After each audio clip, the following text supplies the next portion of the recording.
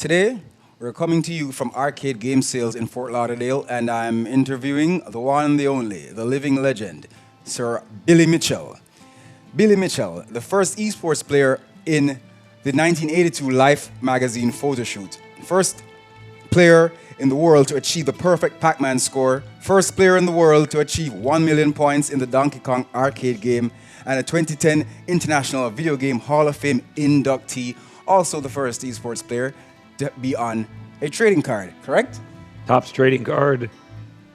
It was awesome. It sounds awesome. Absolutely awesome. Tell us a story of how you were able to attend the 1982 Life magazine shoot. Well, basically, I had met Walter the summer before. Okay. Maybe about 5 months prior to. When I say I met him over the phone. Okay. And he talked about potential events that were up and coming. And then the first major gathering of esports players, the best 17, I think, players in the world were gathering there.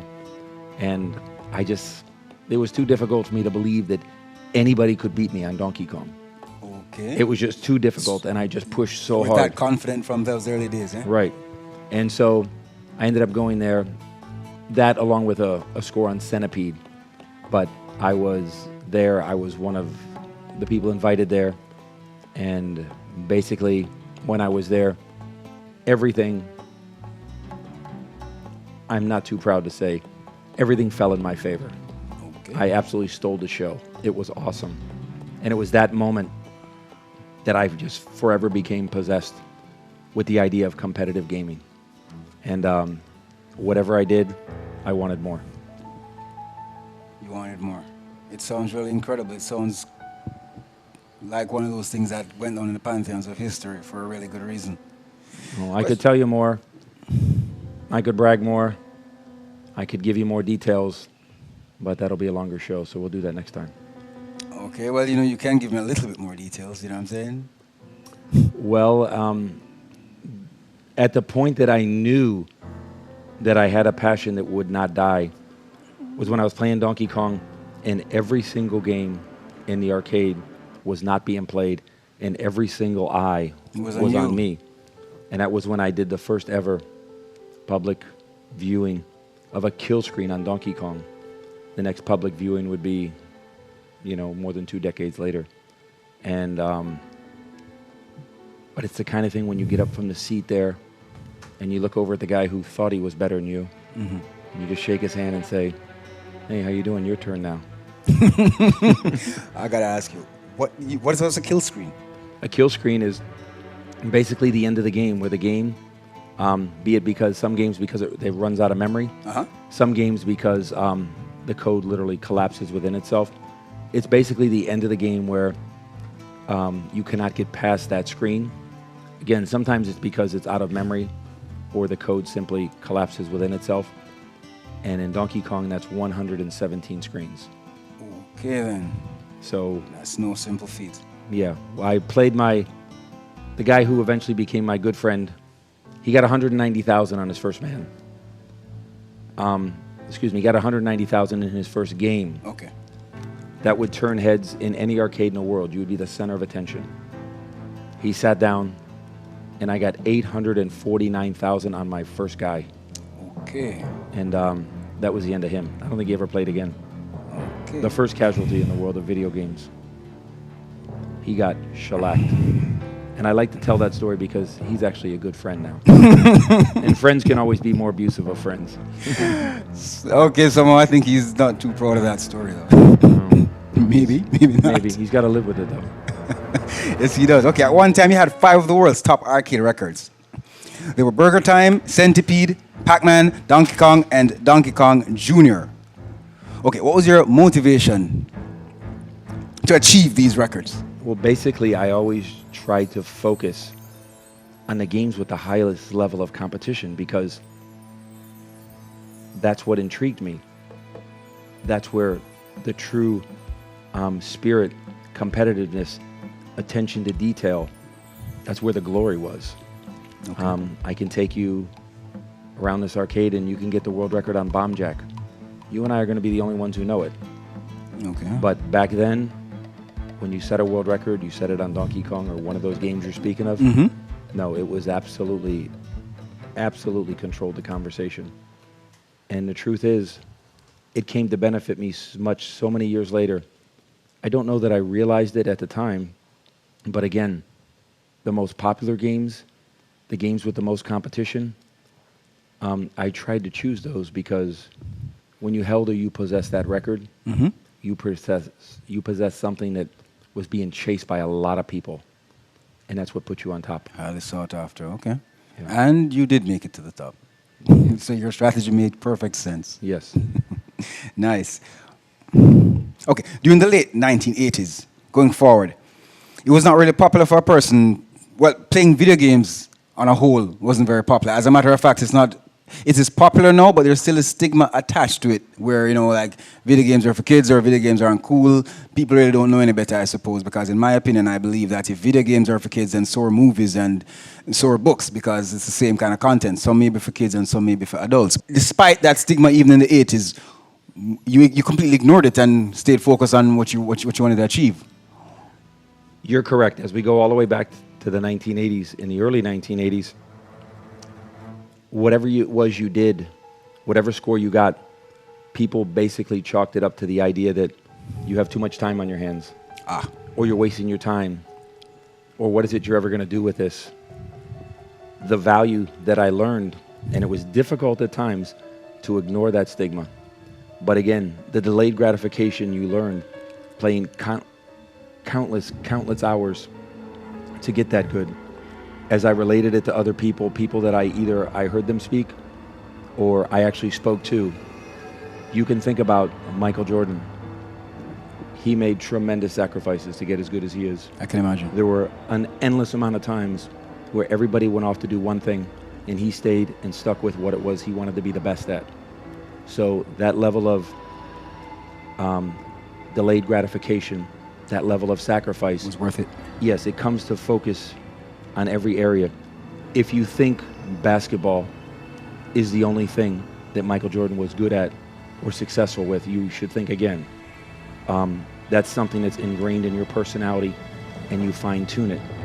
When I eventually met Masaya Nakamura in 1999, I thanked him because the passion that I felt for gaming, the desire I felt to be the best, to work harder, to learn more than anyone else, it became a part of my personality in every aspect of my life. And I always wanted to outdo myself. Even when I got to the point where I had outdone others, I still had the battle within myself in order to get better and better. So, although there were good people who recognized what you did, there were those people that put that stigma on you.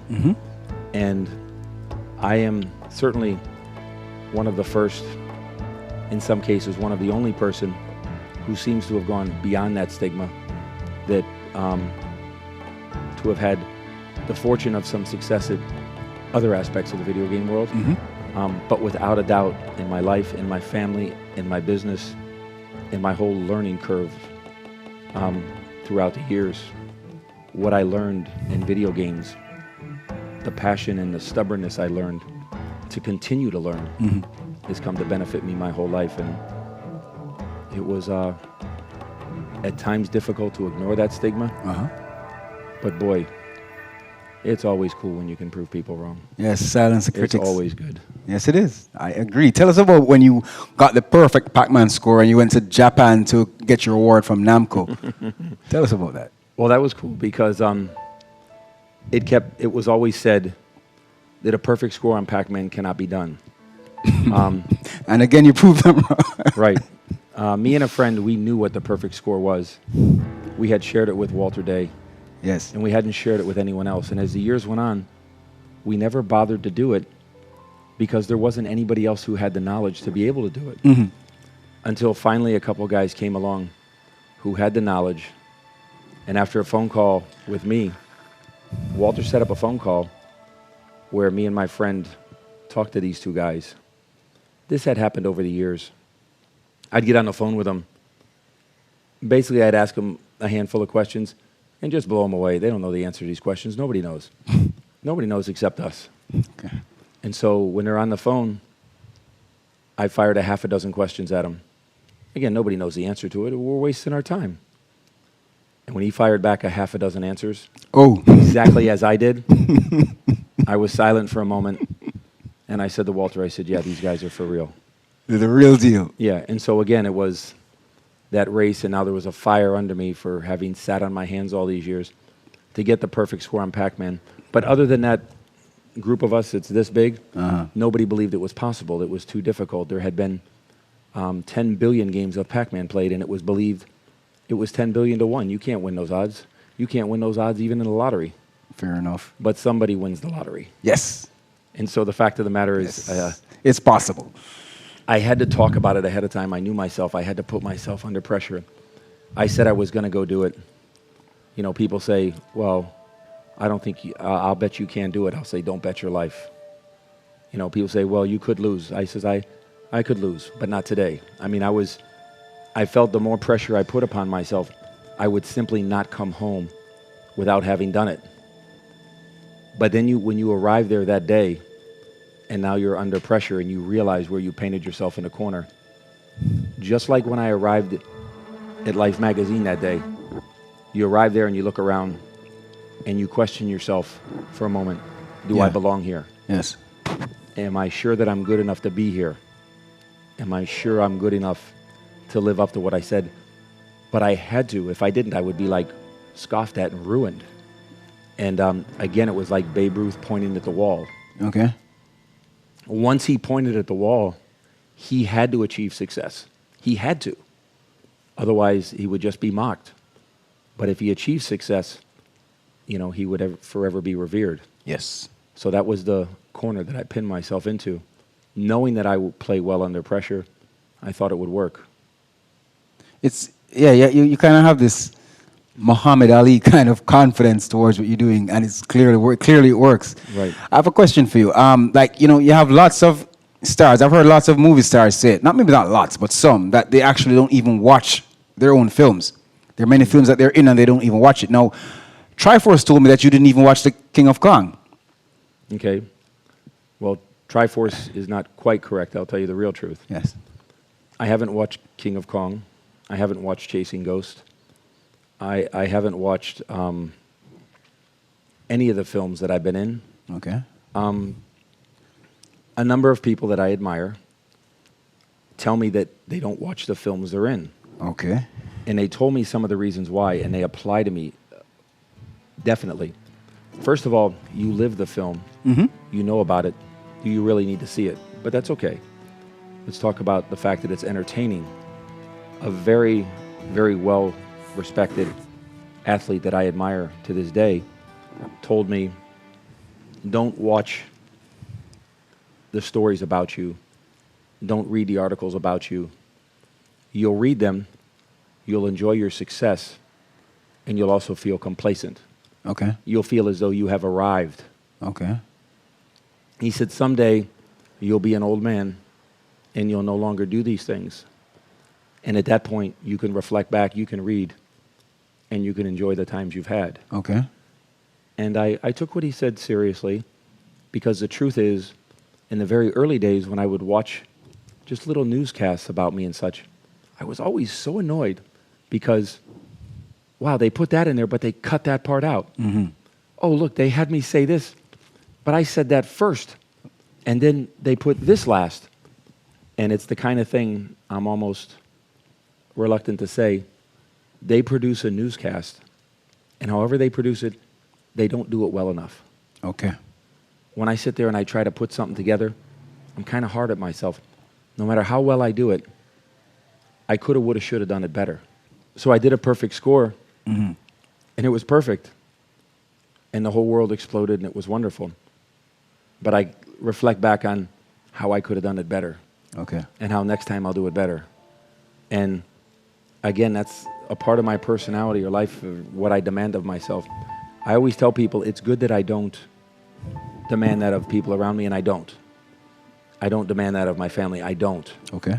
If I did, nobody would be around me, because nobody would want to be around me because I'd be too difficult to deal with. Like a drill sergeant, eh? Yeah, but again, the truth is, it's a push, it's a strive, it's a passion, and there are various people that I've met in my life that have been very influential towards me just because I respected them so much. And it's very often that I take their advice on things. Nice. So that means you not watching like The King of Kong had nothing to do with the potentially bad light it painted you in. Well, it's a lot more fun to be the bad guy than the good guy. That is true, and we do enjoy the villains more than we enjoy the heroes Yeah, and we movies do. anyway, so I guess it works Well, that let way. me ask you, you're interviewing me, you introduce me, my name is, come on, Billy Mitchell. who's the name of the other guy in The King of Kong? Yeah, that's a good point. That's a good point. I think I caught you on the carpet here, didn't I? You did. That's a Okay. good point. So, but the truth is, it's a film, it's entertaining. Yes. There was no, there is no true bad blood. Mm-hmm. It was made to entertain people and capture their emotions. And if that's what was done, and if I was a part of that, obviously that makes me happy. Oh, it's a job well done. It does. So, the Chasing Ghosts was a great movie too. Okay. I don't play the bad guy there. Mm-hmm. It's not quite as fun. Fair enough. Yeah, I'm I'm really, really good at being honest, and that's the truth. okay. Well, that works for me. Yeah. Honesty is the best policy. That definitely works for me. I mean, even a couple of indie films that I have done, I prefer to play the villain as well, so I can relate. Okay. Over the years, you have been very supportive of Sir Walter Day and had a pretty decent relationship with Walter Day. Could you tell me more about your relationship with Walter Day and his impact on your overall career? Well, again, it began in the early 1980s. Well, I first actually met him in November of '82. He put together an event, Life magazine, that we talked about. Mm-hmm. It was that event that threw me into the passions of competitive gaming. Okay. And again, I've described my personality. When there was an event, I was there. Mm-hmm. When something was happening, I was there. If you had to travel, I traveled. I was there. Okay. And I say that because I'll have a friend who says, oh, yeah, well, I'm not going to do that because I can't get there. What does that have to do with anything? I don't care how fast you are. If you don't go to the Olympics, you don't win. Right. Somebody would say, oh, well, I don't have time for that. I don't have time. What kind of excuse is that? Okay? Yeah. And so I always had this belief. I was there, I was there, I was there. And I always get the question asked of me, and it's true, it's a legitimate question. Why me? Why me? Why do I get this good fortune? Why have I had these things fall in my favor? And it's true, it's a legitimate question, okay? And my answer is because I was always there when the wheel went round. Always present. When they spun the wheel, you can't win if you're not present. Got you. Okay? I didn't light the world up every time I was at an event. But I had no chance of lighting it up If you weren't there. if I wasn't there. As Michael Jordan said, he's missed 26,000 free shots in his career, or shots in his career. That's why he made all the ones that he made. Got you. Was it Gordie Howe or who said you miss 100% of the shots that you don't take? Yes. So I just always had the belief or passion that to do my best, I had to be there. Well, if I was always there, the person who was instrumental in putting most of these things together, or at least encouraging the organizations that did put them together, were Walter. So it was very easy to take a very kind-hearted guy and develop a fun through the passion that we have, and develop that fun relationship where we wanted to go and do things and achieve. There were other people too. There were other people who, not as often as me, but they were there to support very often. And of course, Walter has a great relationship with them too. And it was easy because you saw somebody who poured their heart and soul into something, and it was something that you were able to, you, meaning I, was able to play, benefit, maximize to whatever potential it was. And again, for a long time, it was nothing but fun, maximizing that fun.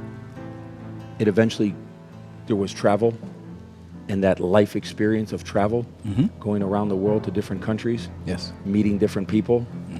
Eventually, those life experiences of putting together films and appearances, it just forever continued to grow further. I'm not too proud to say that that happened because of Walter's efforts. But I'm also not too proud to say that it happened because of my determination. And I was simply demanding that I didn't have any excuse, that I went there and did it, and that I put the pressure on and I made it happen. You've had a lot of achievements, great achievements over the span of your career. From the Life magazine shoot, the perfect Pac-Man record, inducted in the Video Game Hall of Fame. I mean, out of all these achievements, which one or ones are you most proud of and why? Well, it's difficult to answer. I can't imagine. Because it's a two-part answer. I have to reflect back on Life magazine. I traveled there as a kid. I was 17, I traveled there, didn't really know what I was getting into. And I was walking into the lion's den, not knowing if I belonged there, as I said. And walking in there under the pressure of being in front of the other best players in the world. And on that Saturday night, I mean, I absolutely stole the show. It was incredible. Wow, in Life magazine, you'd have to realize Life magazine in 1982. Yeah, it's no ordinary thing. Yeah, it was incredible. And that is what forever put me on a track, gave me the passion for competitive gaming. But in 1999, when I had to do the perfect score, simply because I had to beat Johnny-come-latelys who were coming along. And I went there, I did it, it was awesome, it happened. And really that was all. But it happened on a weekend where there were very little major events going on. There was no big national, international news. There was nothing triumphant or tragic that captured the headlines. This was a soft-hearted story about something that a guy achieved in regards to a cultural icon of Pac-Man. And it was a fun story that hit the wire. Okay. And it ran around the world. I mean, timing is everything. I've often thought of how I could ever duplicate that again, and I don't think I can. Okay. But the fact of the matter is it ran around the world to countries and languages and places and people that you never knew existed. People flew in from other countries. I'm thinking of a guy from Germany who flew in to do a story. And it just exploded to such a level. I don't think anything or any amount of money could have made that happen. And I had in my mind, boy, that phone's going to ring. Boy, that phone's going to ring. And it was sometime in July that phone rang, and it was Namco. Okay. Yeah. Okay. And you kind of... Yeah, they talked, they knew about me, they knew my history. Again, I was one of the few people or the only person who somehow over the years had grabbed the attention of some of the manufacturers. Players were very unwelcomed, almost always. And they were so warm and so welcoming. They asked me a lot of things. They asked me to put together and produce a lot of things that I sent to them. And then they invited me to the Tokyo Game Show in Japan in September. I remember looking at my wife as like, what do I do? I mean, we had small children. And she said, you have to do what you enjoy in life. Follow your bliss kind of thing. Yeah, she said, it makes the rest of life bearable. And Actually. she said, just bring me back a souvenir. Ooh, man, with that, it was easy. So I arrived in Japan, and once again, you get there, and you wonder, gee, is this where I belong? I'm sorry, I have to interject. I really like that. You know, you do what you love in life, and it makes the rest of life bearable. That's profound. Sorry, go ahead. Yeah. Well, as far as good luck or good fortune, a wife's attitude, but a wife, I obviously could not have had better fortune. When you think about just that one statement. Yes. Not to mention everything else. But so I'm there in Japan, and there's crowds of people. I felt like a rock star. I obviously stood out. Everywhere we went, gee, what I put together, what I produce in Japan, what I perform as well there as I did here. Yes, I did. They wanted to see me play, and I put together another perfect score. Sweet. Sweet. But when we take that entire Pac-Man experience, again, I want to say Donkey Kong in 1982. But when we put together the entire Pac-Man experience, for me to have been sitting in a room, in a chair, and have Masaya Nakamoto, the father of Pac-Man, and whom they consider the godfather of video games, Yes. and his inner circle of programmers and marketers to come and sit before me to field questions to me for my input back to them. Yes. I mean, that has to be, That is amazing. what is the right word? Pinnacle Yes. moment in my illustrious gaming good fortune. And I think that I never told that story because it was so personal Yes. until one day they told the story, and then I felt it was okay, to tell it. And it was really awesome. I said to him, we met 17 years ago. It was 16 in New Orleans. And he immediately, everything's to a translator. If you believe what they show you on TV, Yes. that everyone in Japan is speaking English, no. The interpreter and a girl at the desk at the hotel, they're the only ones that spoke English. That was it. So they go, and he immediately, they had taken a picture of me, Masaya Nakamoto, and other game players. It was printed in a magazine. So he immediately instructed his staff to find him that picture. But I said to him, you might say it was 17 years journey for me to earn the right to be back here in front of you. And he was flattered by that. And I said to him, there's not a kid in the world that ever played video games that wouldn't want to be here in this seat, right here, right now. And of course, he was flattered by that. He was a very nice guy. And I thought, man, I got him and his people here. I can ask any question, all these questions we've had. Man, I got him.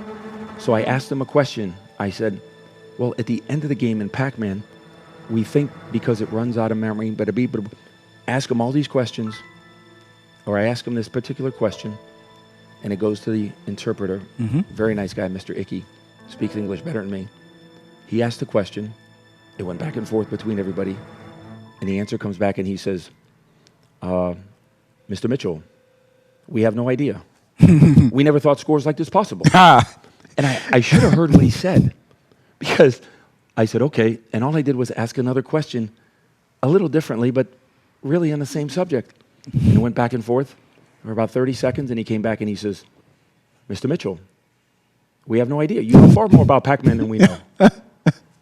And so then they had a question, and I said, sure. And a question came to me, and I answered it. Question came to me, me. And it was so unbelievable. They were enthralled in the fact that they were seated before me to pry this information out of me. Yes. Exact opposite of what I walked into the room for. So it was absolutely the experience of a lifetime. And the thing is, I love it. I love it when I get the wise guys. Okay. Okay, you're the wise guy, and you say, oh, you think you know everything. You think you know more about the game than the guy who made it. Well, yeah, he told me I did. Yeah. Oh, no, it gets no cooler than that. So To be seated there in front of Masaya Nakamoto, that was just too incredible not to give credit to. And he was so good to me. And and on stage, he presented me with my award for Pac-Man and a video game player of the century. That's just something to be cherished. And it was at that point that I realized that having been given that honor, more than a player, I had to go and be an ambassador or an advocate to push and promote positive competitive gaming. nice. And I say that, and at times I say, gee, I'm not going to play anymore. I'm just going to do that. But then I end up playing anyway. Playing anyway.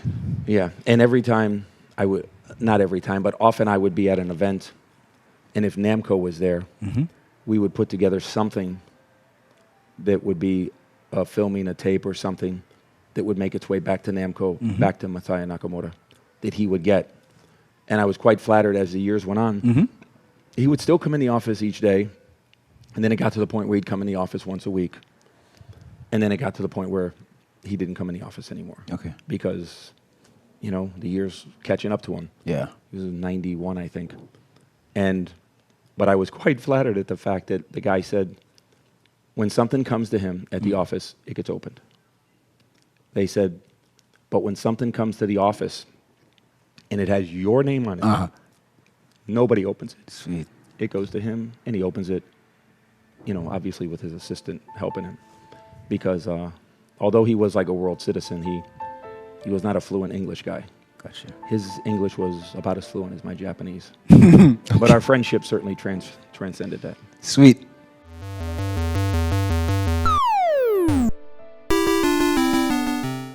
Well, here's another question that you probably get asked too often as well, on a more serious note. But regarding you being stripped of your records, the whole Donkey Kong play thing, I mean, in your words, you can tell me, you know, how do you feel about that? How has that impacted you? You know, what's your plans moving forward?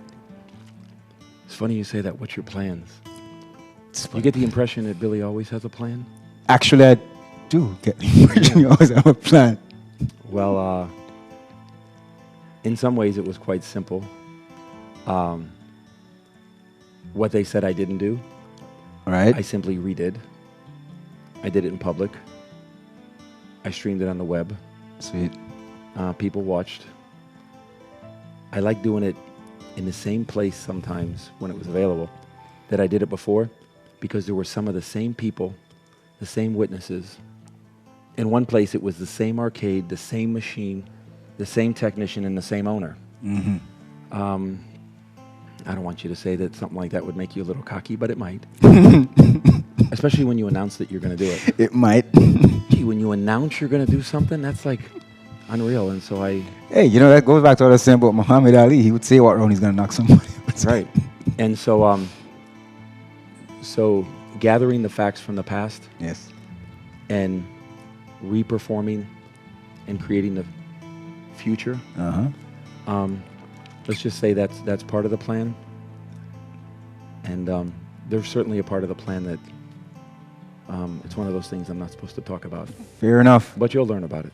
I'm sure I will. Yeah. I am certain I will. Okay, so after all your achievements in gaming, all these great achievements in gaming, I mean, you have achieved so much. I have to ask the question, and it's probably another cliche question, but you know, we think that maybe you'd be taking it easy, but you're not. You're still streaming and doing all this stuff. Tell me about that. Tell me about what else you have in store for us, because you clearly have no intentions of stopping. Well, I probably would have done less if it wasn't for influences behind me. For example, a year and a half ago, my son was home from school, and he says, "Dad, I'm going to set up Twitch here." Twitch? Yeah. Is that where you play online? Yeah. And he says, and I'm going to set it up here. We'll get a partnership with Twitch. He says, no arcade gamers have partnerships with Twitch, but we'll get it. And he says, and we're going to play here, stream, and we're going to play these scores, and we're just going to repeat them. I says, I ain't doing that. I'm just sitting here. I'm sitting on the couch with my wife. That's good enough for me. Yeah, we are. I'm going to set it. Well, good. You set it up. You can play all you want. Good luck.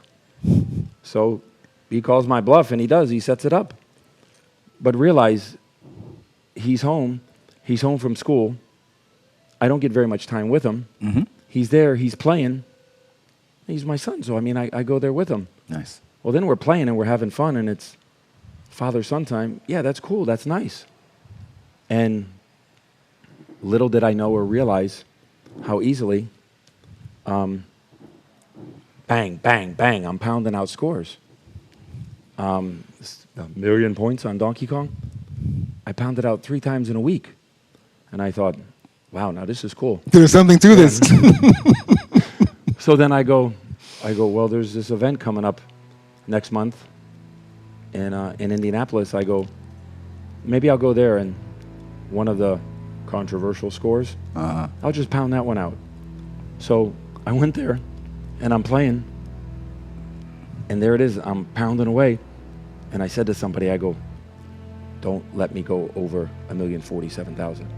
Why not? You got all these extra guys and extra boards. I go, no. Promise. Okay. And she says, she's calling the score as we get close. and I get 1,047,000, and I killed it. And it was, what are you doing?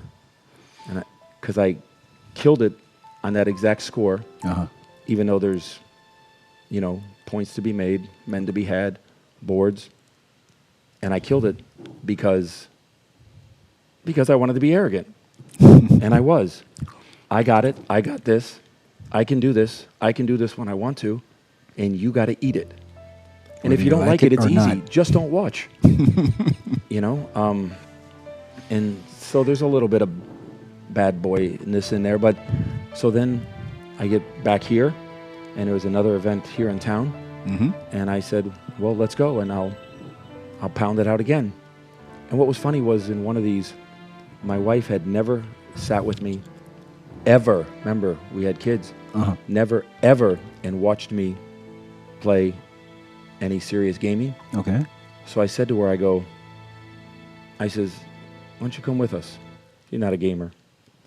And she hems and haws, and I go, come on. I says, you come with me, and I says, I'll do 1,000,000 points for you. She goes, okay. Son of a gun, I did 1,000,000 points. Damn. So there's good fortune. There is hard work, but there's good fortune. And so when I sit there, it's almost too difficult to say no to.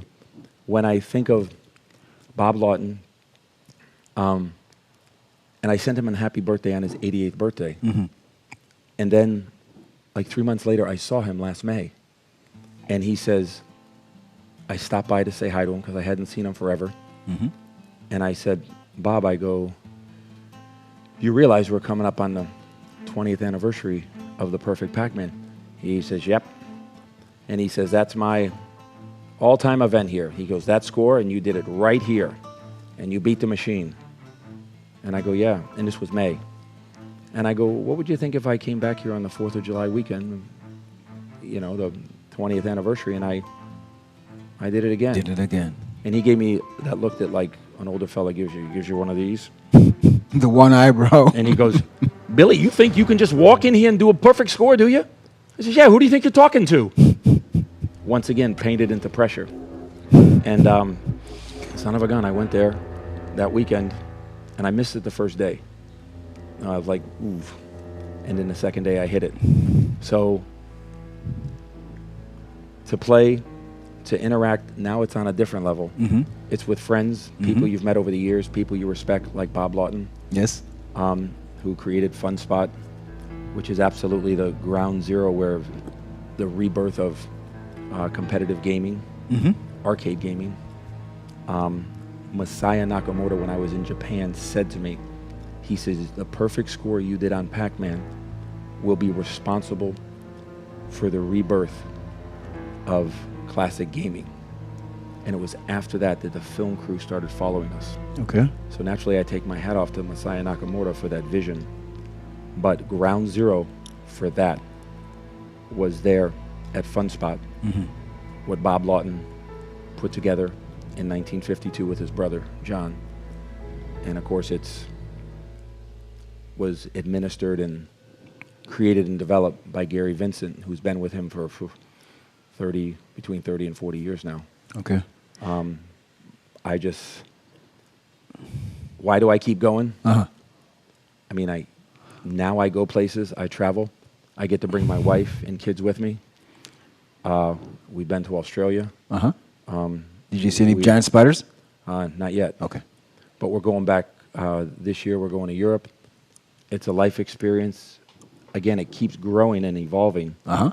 And all I have to do is go, say hi, meet people that I really enjoy meeting, interact, support the competitive legacy of gaming, and show off.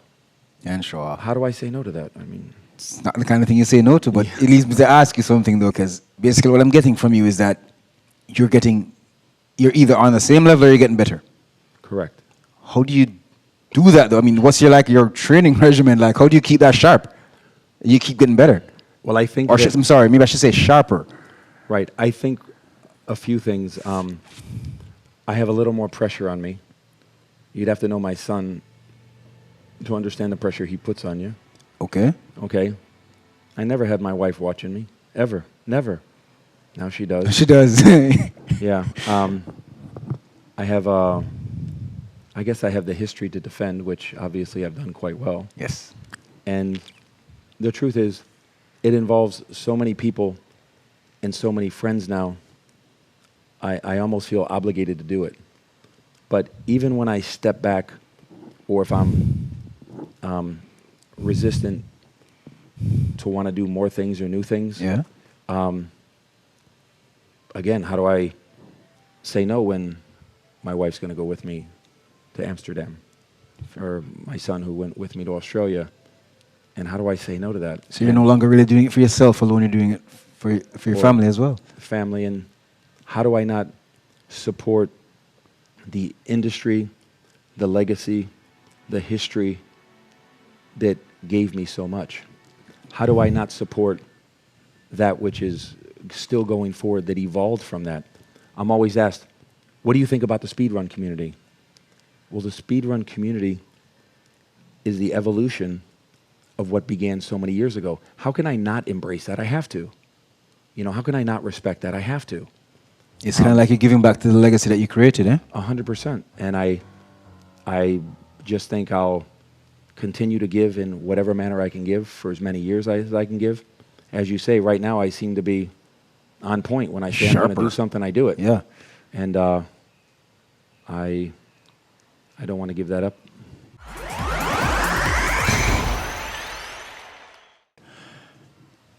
Esports of today and esports of, let's say, yesteryear. Some may say that one has nothing to do with the other. I know better, you know better. How do you feel about that? How do you feel about esports today? How do you feel? Because, I mean, that's a part of the legacy that you helped create. How do you think it actually, like you're just speaking about evolution, how do you feel about it? Well, today you sit here and you play esports. You sit on your bed. Maybe people see you, maybe they don't. You sit on your couch, maybe they see you, maybe you don't. You compete with people. You compete with people that you don't see, you don't meet. I would say that's a negative. Okay. You compete with people all over the world. I'd say that's a positive. You compete normally in games that don't keep score. It's last man standing. Yes. That could be a pro or a con. But the fact of the matter is, I, myself, would really miss the idea that you don't go and you don't stare across at your opponent. You don't look at them. There's all types of things. There's psychological warfare. There's confidence. There's the sacrifice you do have to go through in order to make it to a venue. Yes. You have to prepare for it. Like I said, getting to the game or getting to the venue is part of the sport. Some people would say, no, the fact that anybody can do it from anywhere in the world is good. I suppose it is. But I think the most respected champions of today are those who would actually go to an event to square off. Maybe they play day and night at home. Maybe they stream. Maybe people watch them. Maybe that's where they create their footprint in competitive gaming. But when there's a major event that they travel to where everybody's on the same playing field and they have to square off and they have to play and they have to do it under pressure, yes, that would be that which I would most embrace today. Okay. And I guess because that's the way it was back in the day. That's what you're used to. That's what you have grown. Right. Yes. Makes perfect sense. But again, what happens today is the evolution of what began back in the early 80s. Yes. I can't dislike it. I have to embrace it. I just, let's just say I get a little homesick too. Fair enough. But you would consider it, I mean, like today's esports, you would consider it an evolution. Yes. Well, I guess and an evolution that me and many like me push, promoted, and are responsible for.